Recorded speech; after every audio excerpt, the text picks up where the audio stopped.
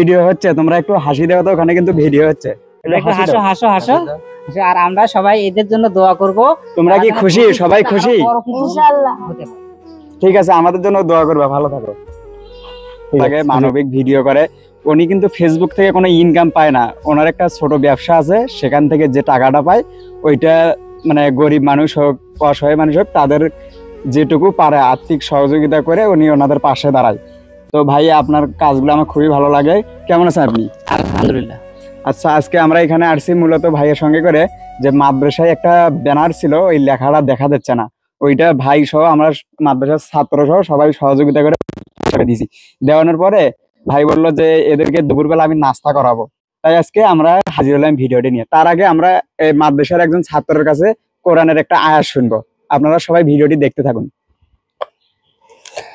أعوذ بالله من الشيطان الرجيم بسم الله الرحمن الرحيم تبارك الذي بيده الملك وهو على كل شيء قدير الذي خلق الموت والحياة ليبلوكم أيكم أحسن عملا وهو العزيز الغفور الذي خلق 7 سماوات طباقا ما ترى في خلق الرحمن من تفاوت। ঠিক আছে, অসংখ্য ধন্যবাদ, তোমার আয়াতটা খুবই সুন্দর হয়েছে।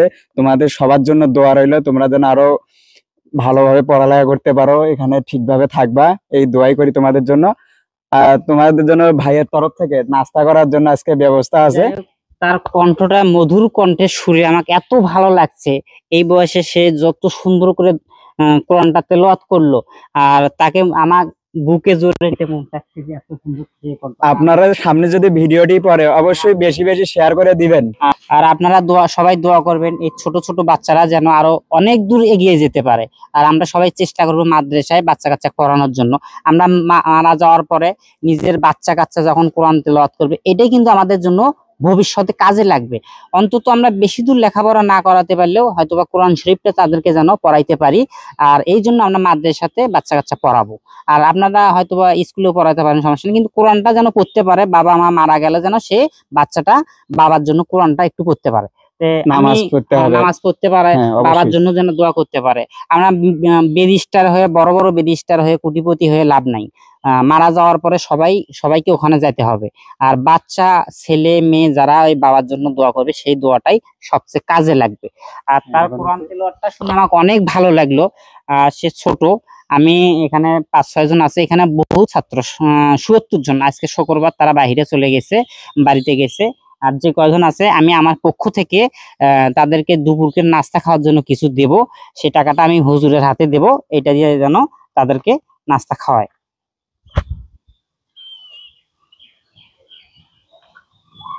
আমি এখানে কিছু টাকা দিলাম, এই টাকাটা দিয়ে এই বাচ্চাদেরকে নামাজের পর আপনি নাস্তা খাওয়াবেন। আচ্ছা।